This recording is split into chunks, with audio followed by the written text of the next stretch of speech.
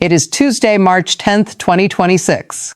We are now 10 days into a conflict that has reshaped the Middle East and sent shockwaves through the global economy. Today, President Trump declared that the U.S. Israeli mission in Iran is very far ahead of schedule, even as Tehran's new leadership threatens to shut down 20% of the world's oil supply.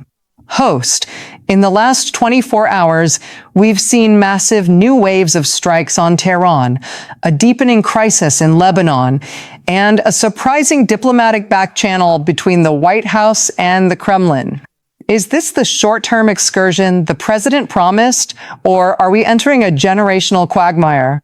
We're covering the full picture using the latest from BBC, CBS, and The Guardian. Let's get started.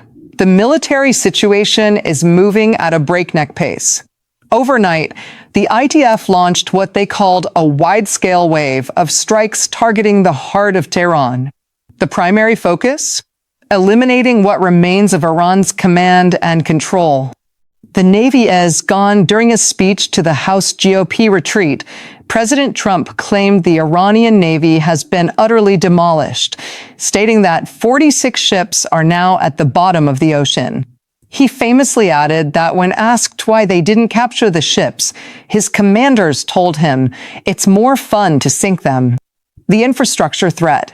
The U.S. has reportedly hit over 5,000 targets so far. However, the president warned that the most important targets, specifically electricity production, have been saved for later. It's a clear message: unconditional surrender or a total blackout. The V-2 intervention. Trump also claimed that without the U.S. V-2 bomber strikes on Iranian nuclear facilities, Israel would have been wiped out. This confirms the massive scale of the initial February 28th strikes. With the death of the supreme leader confirmed last week, Iran has moved quickly to fill the power vacuum. But the choice has only added fuel to the fire. A big mistake. Mojtaba Khamenei, the son of the late supreme leader, has officially emerged as the successor. President Trump was quick to react, calling this election a big mistake and stating he is not happy with the choice. He warned that this new leadership will lead to more of the same problem. Internal resistance.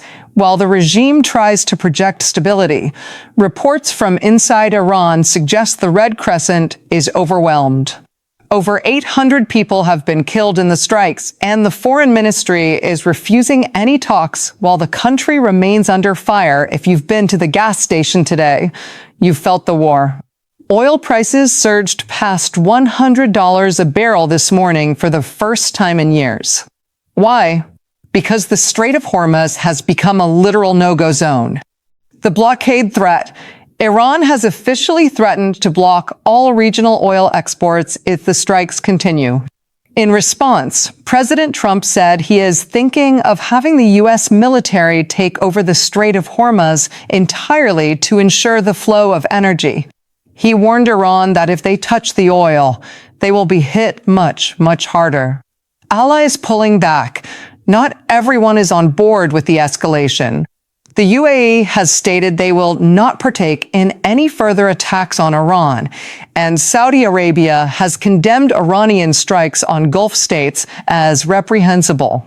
The coalition is showing signs of strain as the economic cost mounts. This is no longer just a war between three countries. The entire region is burning. Lebanon crisis. The death toll in Lebanon has risen to 486, including 83 children, following relentless Israeli strikes on Hezbollah targets. Human Rights Watch has also raised alarms over the alleged use of white phosphorus in civilian areas. Iraq and Bahrain.